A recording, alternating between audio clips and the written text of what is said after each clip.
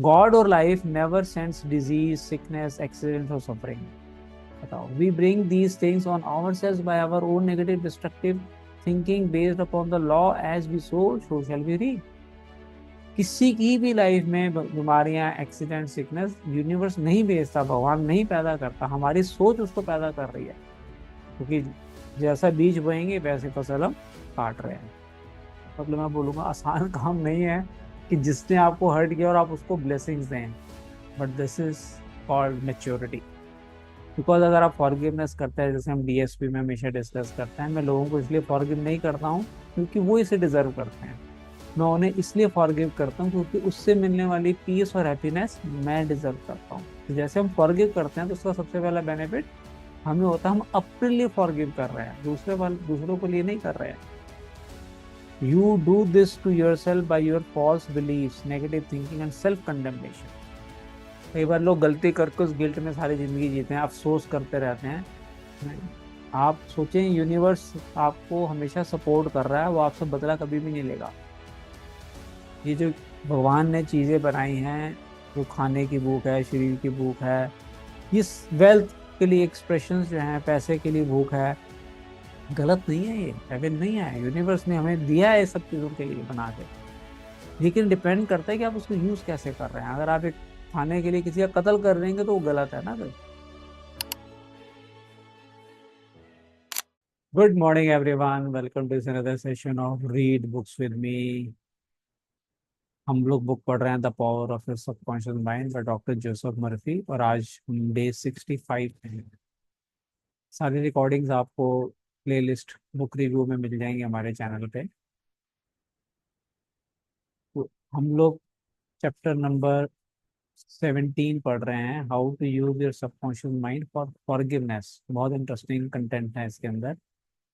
And immediately we will start with today's paragraph, techniques of forgiveness. अलग अलग techniques author ने बताई कि कैसे हम लोगों को फॉरगिव करें। The following is a simple method which works wonders in your life as you practise it. Quiet your mind, relax and let go.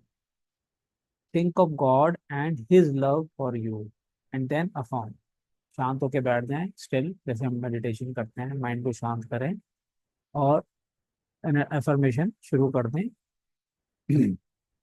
I fully and freely forgive. Mention the name of the offender, जिस person को आपने माफ करना है। I release him mentally and spiritually. I completely forgive everything connected with the matter in question. I am free and he और she is free. It is a marvellous feeling. It is my day of general amnesty. Amnesty में माफी देते हैं जैसे।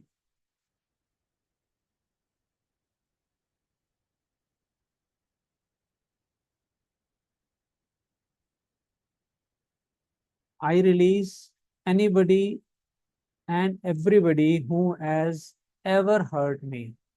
And I wish for each and everyone health, happiness, peace, and all the blessings of life. I do this freely, joyously, and lovingly. And whatever I think of the person or persons who hurt me, I say, I have released you, and all the blessings of life are yours. I am free, and you are free. It is wonderful. अब ये wordings क्या हैं, ये आपको एक emotional सुलेज देती हैं। आप दिल से उसको माफ कर रहे हैं कि आप भी फ्री हो और मैं भी फ्री हूँ, और अब अपनी लाइफ में आगे बढ़ें। जो भी आपने गलती की, मैं आपको माफ करता हूँ उसके लिए। जिसने भी मेरा दिल दुखाया, मैं उसके लिए आपको माफ करता हूँ। right? और उसको ब्लेस करना है, ये बड़ा, मतलब मैं बोलूंगा आसान काम नहीं है कि जिसने आपको हर्ट किया और आप उसको ब्लेसिंग्स दें, but this is called maturity.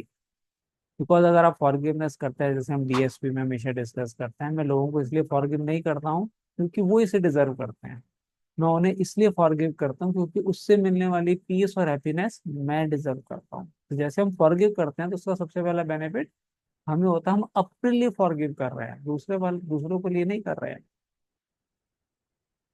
The great secret of true forgiveness is that, क्या सीक्रेट है ध्यान से सुनिए, once you have forgiven the person, it is unnecessary to repeat the prayer. एक बार कर दिया फॉरगिव, दोबारा रिपीट करने की जरूरत ही नहीं है आपको। Whenever the person comes to your mind or the particular hurt happens to enter your mind, wish the delinquent, जिन्होंने who are guilty of misdeed, जिन्होंने गलती की, well, and say peace be to you। एक बार आपने किसी को माफ कर दिया और वो पर्सन सामने आया या वो हर्ट आपको फील हो, उस समय भी आपने उसको कहना है peace be with you, to you. Do this open as the thoughts enter your mind. जब जब आए आप इसको पैटर्न इंटरप्ट करके इस अफर्मेशन को बोलें। You will find that after a few days the thought of the person over experience will return less and less often until it fades into nothingness। आप अगर उसको ब्लेसिंग देते रहेंगे थॉट को, पीस बी टू यू, ये word बार बार अगर हम बोलते हैं तो वो थॉट भी आनी कम हो जाएगी और पर्सन का नाम और चेहरा और उसके साथ जुड़े इमोशंस अपने आप कम होने शुरू हो जाएंगे। टाइम लगेगा थोड़ा सा। Next paragraph, the acid test for forgiveness. ये बहुत अच्छा टेस्ट बताया इन्होंने कि कैसे टेस्ट करोगे कि आपने सामने वाले को फॉरगिव कर दिया है। There is an acid test for gold. Gold को टेस्ट करने का टेस्ट होता है। There is also an acid test for forgiveness. If I should tell you something wonderful about someone who has wronged you, cheated you, or defrauded you, and you sizzled at hearing the good news about this person, sizzled का मतलब तलते समय जो कड़कड़ की आवाज होती है ना, sizzler खाते हैं ना रेस्टोरेंट में हम, सिजलर। अगर आप उस पर्सन का नाम सुन के अगर सिजलिंग हो रही है आपके दिल के अंदर क्या एग्जाम्पल दिया मैंने, उसकी गुड न्यूज सुन के, the roots of hatred would still be in your subconscious mind playing havoc with you। मतलब उसकी तरक्की को सुन के अगर आपके अंदर जलन हो रही है अभी भी, तो इसका मतलब आपने उसको फॉरगिव नहीं किया। एसिड टेस्ट क्या है कि अगर आपको सामने वाले के लिए गुड न्यूज मिलती है तो आप उसके लिए खुश अगर हो रहे हैं, तब ये रियल आपकी फॉरगिवनेस मानी जाती है। Let us suppose you had a painful abscess, pus वाला फोड़ा जिसको बोलते हैं, on your jaw a year ago, एक साल पहले आपको फोड़ा हुआ था, and you told me about it, उससे मैं बताया था आपने। I would casually ask you if you had any pain now. By chance पूछा भी पेन हो रही है आप, अगर आपका फोड़ा ठीक हो गया तब क्या बोलोगे? नहीं, बिल्कुल ठीक, मैं तो भूल ही गया उसको, ऐसे ही होगा ना। You would automatically say of course not, I have a memory of it but no pain. हाँ याद है लेकिन अब पेन नहीं है, एकदम से ये रिएक्शन निकलेगा। This is the whole story. You may have a memory of the incident, but no sting or hurt anymore। मतलब वो उसका जो स्टिंग, बिच्छू का स्टिंग होता है ना, काटा हुआ जो दर्द, वो भी फील नहीं हो रहा। This is the acid test and you must meet it psychologically and spiritually, otherwise you are simply deceiving yourself and not practicing the true art of forgiveness। आप खुद के धोखा दे रहे हो। अगर आपने फॉरगिव नहीं किया तो वो अंदर अंदर आपको तंग कर रहा है, इसलिए आपको अपने बेनिफिट के लिए दिल से उसको फॉरगिव करना जरूरी है। To understand all is to forgive all. लोगों को समझने का मतलब है उनको फॉरगिव करना। When man understands the creative law of his own mind, he ceases to blame other people and conditions for making or marring his life। Marring or to damage something good।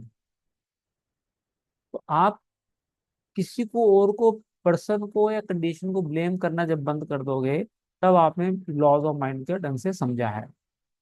He knows that his own thoughts and feelings create his destiny. आज जो भी हम बार बार कई chapters में discuss कर चुके हैं कि जो भी आज आपके साथ हो रहा है, आपकी थॉट्स उसको अट्रैक्ट कर रही हैं, वो मैनिफेस्ट हो रहे हैं रियलिटी के फॉर्म में। Furthermore, he is aware that externals are not the causes and conditioners of his life and his experiences। बाहर की कंडीशंस नहीं है जो आपको अफेक्ट कर रही है, आपकी सोच ही है, जो फीलिंग्स हैं आपकी, वो आपके लिए मैनिफेस्ट हो रही है। To think that others can mar you your happiness, and that you are the football of the cruel fate that you must oppose and fight others for a living. All these and other like them are untenable when you understand that thoughts are things. Untenable होता है unsustainable. जिस दिन आपको ये समझ में आएगा कि थॉट्स आर थिंग्स, आपकी थॉट से सब कुछ मैनिफेस्ट हो रहा है, तो आप किसी भी पर्सन को अपोज नहीं करेंगे, किसी के का फुटबॉल नहीं बन जाएंगे, उसने जब दिल किया उछाल के खुश कर दिया, मार के उदास कर दिया, नहीं। Whatever you are experiencing it is because of your own thought pattern. आपका जीवन आपकी सोच का प्रतिबिंब है। The Bible says the same thing, और as a man thinketh in his heart so is he. Bible भी कह रही है कि जैसे एक इंसान अपने दिल में सोच रहा है वो वैसे ही बन जाता है। तो आज अगर आपकी लाइफ में कुछ चैलेंजेस आ रहे हैं तो अपने दिल को टटोलें और देखें कि कहाँ आपके अंदर वो नेगेटिव फीलिंग्स, नेगेटिव थॉट्स चल रही हैं, किसी पर्सन को लेकर, किसी सिचुएशन को लेकर, किसी कंडीशन को लेकर।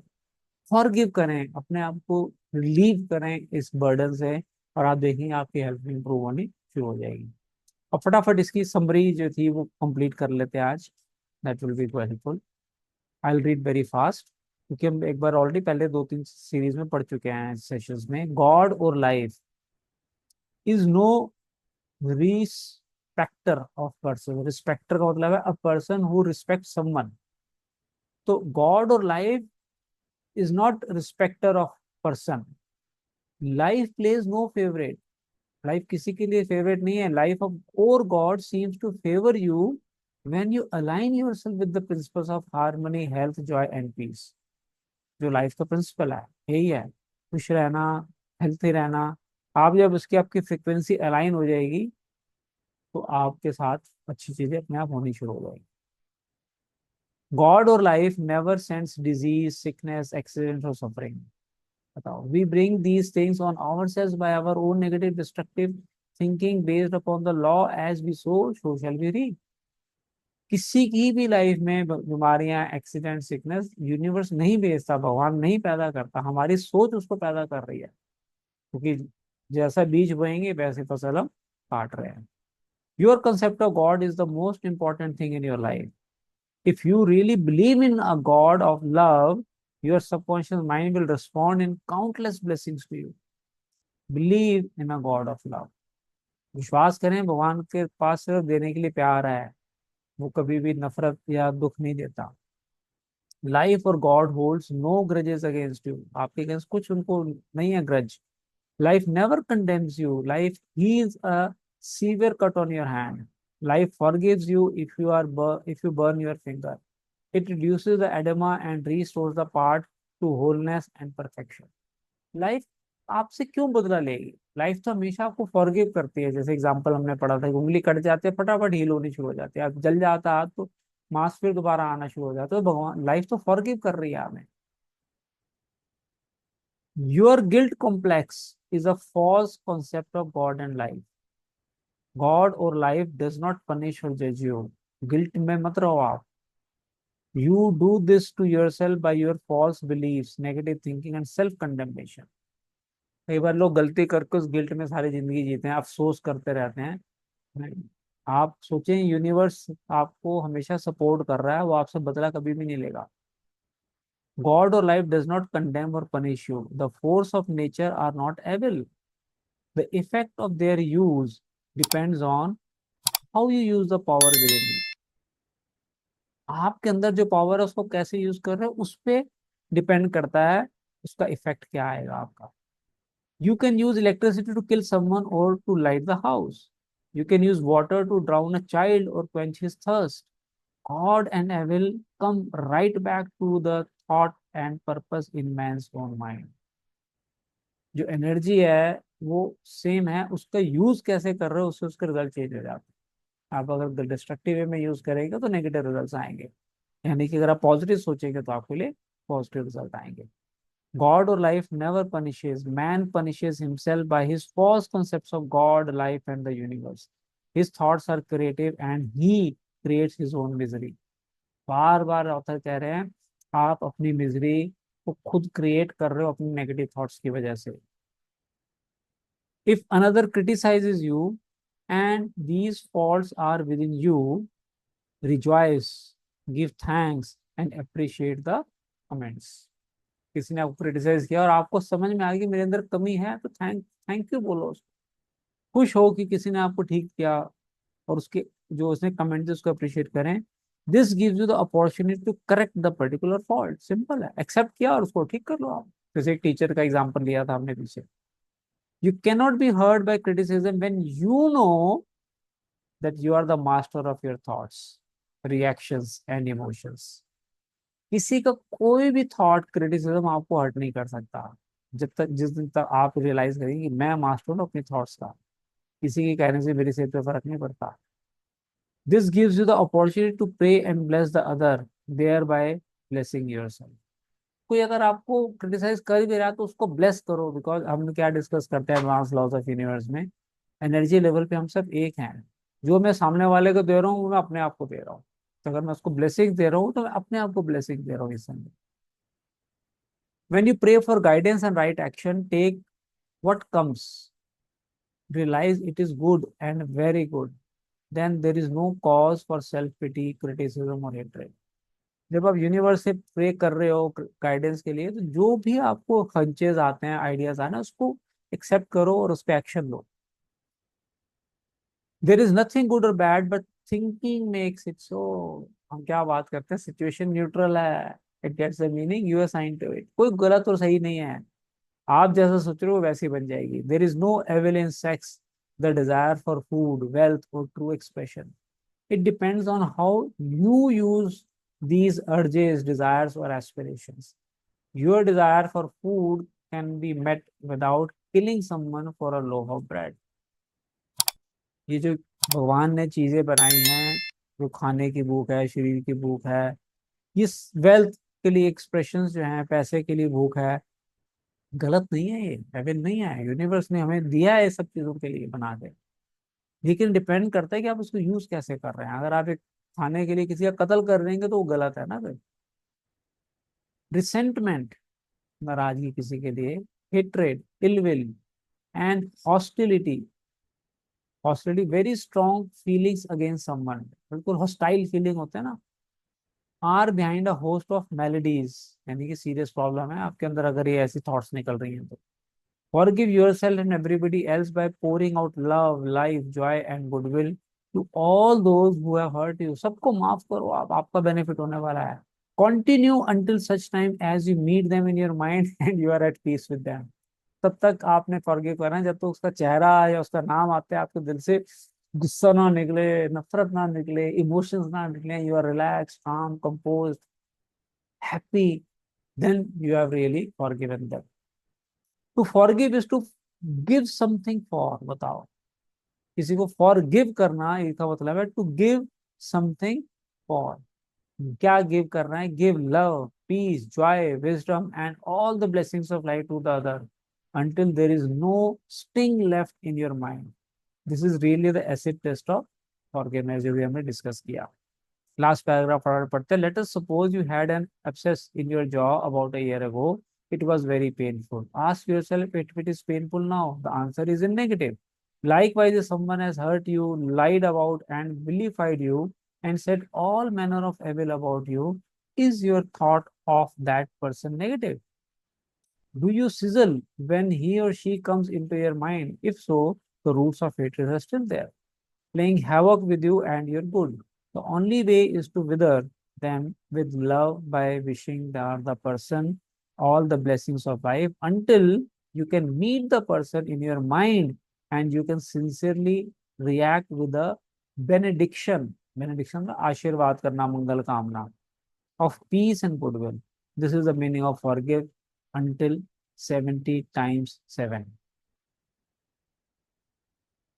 तो बहुत अच्छा बताया इस फॉरगिव वाले चैप्टर में कि आपने अगर दिल से माफ कर दिया तो उसका चेहरा या उसका माइंड में नाम आने के बाद भी आपके मन में उसके लिए अगर ब्लेसिंग्स निकल रही हैं, वो रियल एसिड टेस्ट है फॉरगिवनेस का। So with this we complete chapter number 17 and next in session 66 we will start chapter number 18. बहुत इंटरेस्टिंग चैप्टर है, how your subconscious remove mental blocks. जो हमारे माइंड में कई बार ब्लॉक्स क्रिएट हो जाते हैं, उसको हम कैसे रिमूव करेंगे, ये हम नेक्स्ट सेशन में थर्सडे को डिस्कस करेंगे. So with this we complete today session. I believe you are following our YouTube channel. अगर आपने सब्सक्राइब बटन नहीं दबाया तो दबा दीजिए, बेल आइकन दबाएं. जब भी न्यू वीडियो आएगी आपको ऑटोमेटिकली लिंक आ जाएगा यूट्यूब की तरफ से, so that you can watch our new recordings. Thank you everyone for joining. See you in the next session. Bye bye.